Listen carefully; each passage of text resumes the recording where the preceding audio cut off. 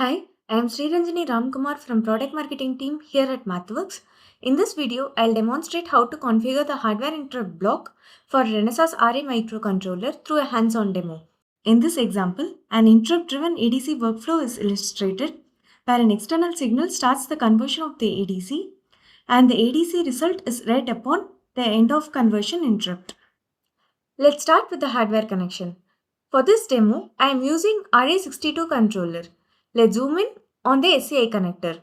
Here is the SCI connector pinout. I have an FTDI chip and here is its pinout. Cross connect the controller board TX to the FTDI's RX and the controller RX to FTDI TX. Connect the ground pins together. Next, short PD01, the user LED 1 pin, to PC14, the pin which triggers the ADC using a jumper cable.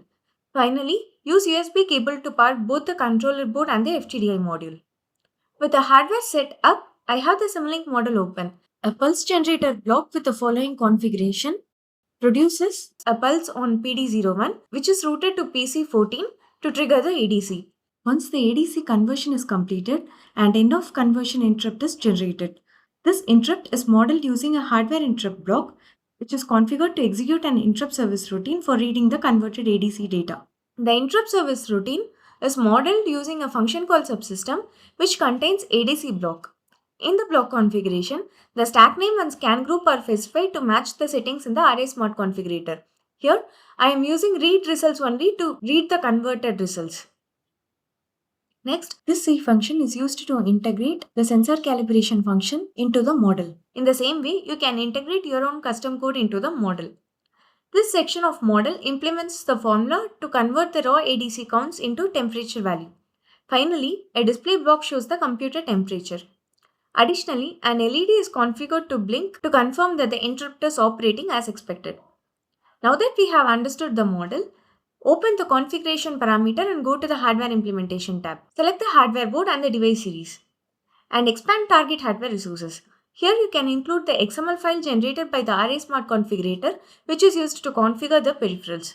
For this demo, we will configure the ADC, hardware interrupt along with the communication stack which is required to run the model in the monitor and tune mode so that you can view the temperature data onto the host computer. You can either create a new RA Smart configurator project by selecting create or locate an existing project and launch to view the settings. In this example, let's create a new project. Once the project is created, let's launch it. Go to the Stacks tab. Add the ADC stack and configure it. Make sure the stack name matches with the one specified in the ADC block parameter in Simulink. After saving the RA Smart configurator project, the settings are reflected in the generated XML file which was included in the Simulink during the project creation. You can then include the git stack info in Simulink to retrieve the ADC configuration details.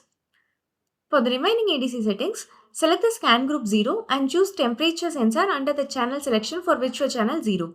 Because we are using scan group 0, ensure it is enabled under the scan group settings. Also confirm that the same scan group is selected in the ADC block parameter in Simulink. Enable the external trigger input and the scan and interrupt. Finally, specify a callback name and enter the same callback name in the hardware interrupt block parameter in Simulink. Next, in the pin setting, configure the PD01 as an output pin and select PC14 as ADC trigger 0 under the peripheral pin settings for ADC B. After completing the ADC configuration, configure the UART stack. By default, when a RA Smart configurator project is created from Simulink, a UART stack is added with the stack name RSAB UART, channel 9 and pins PD05 and PD06 corresponding to the controller TX and RX pins. If the project is not created from Simulink, you must configure these settings manually since they are required for the communication between the controller and the FTDI module. Save the RA Smart configurator settings. This updates the generated XML file. Now, switch back to the Simulink environment to complete the remaining configuration. Under the Connectivity tab, enter the COM port used for communication between the FTDI module and the host computer. You can find the COM port number in the Windows Device Manager. With all the configuration complete, run the model in the monitor and tune mode and observe the temperature sensor data on the host computer whenever a rising edge is detected on PC14. To confirm the interrupt behavior, observe the LED blinking at half the rate of the generated pulse signal. I hope this walkthrough clarifies the key settings required to bring up the hardware interrupt workflow. Thanks for watching this video.